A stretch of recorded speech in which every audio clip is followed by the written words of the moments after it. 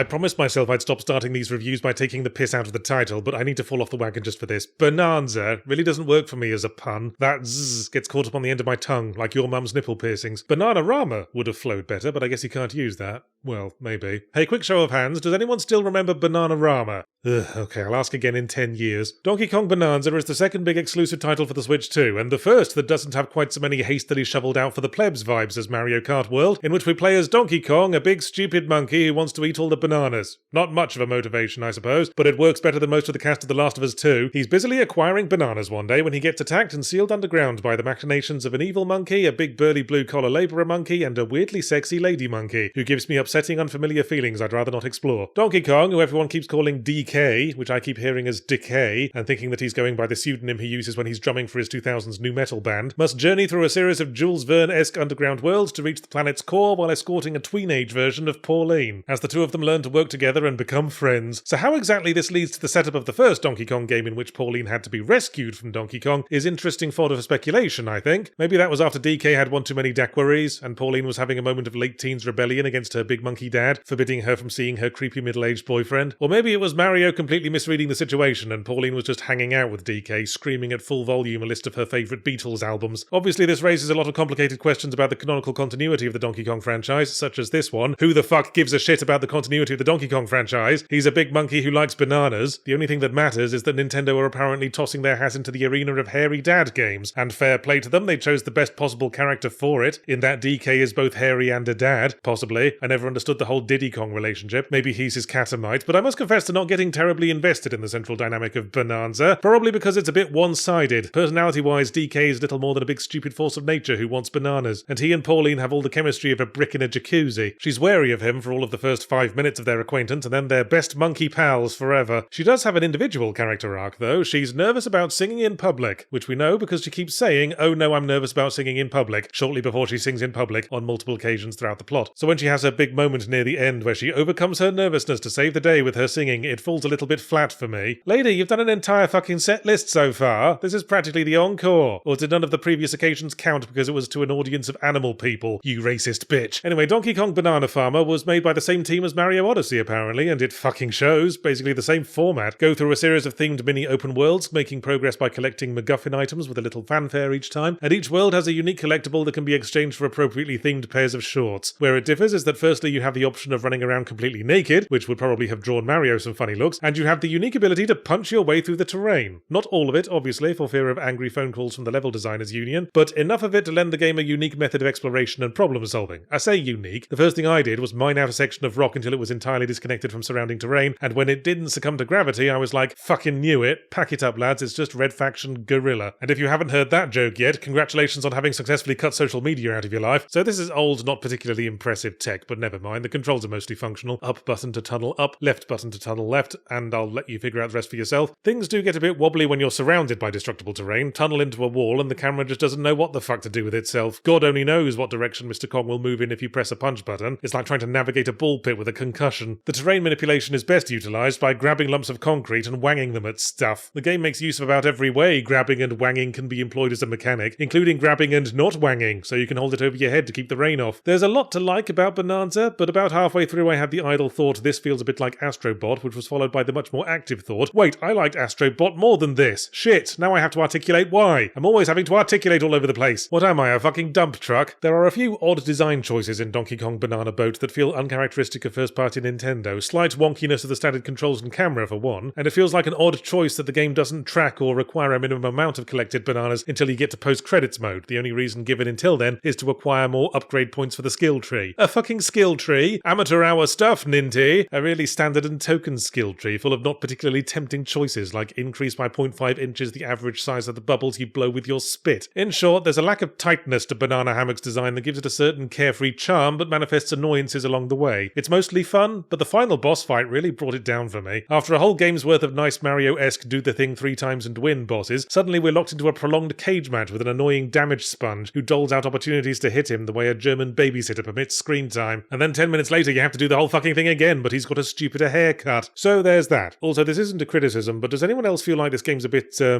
sexually charged? Not with anything to do with Pauline, thankfully, you monster, but, well, firstly, it's the way you can only dress Donkey Kong like a male stripper, then there's the unspecifically accented way the game goes, "Oh, banana," every time you pick one up, that made me think of the dialogue in German porn, and of course the central game mechanic that entails Donkey Kong transforming into various naked, burly versions of jungle animals, like a really buff ostrich with massive pecs and perfectly spherical bum cheeks. Is it just me that got a weird sort of Choaniki vibe from that? What do you mean, what's Choaniki? Go ask your dads.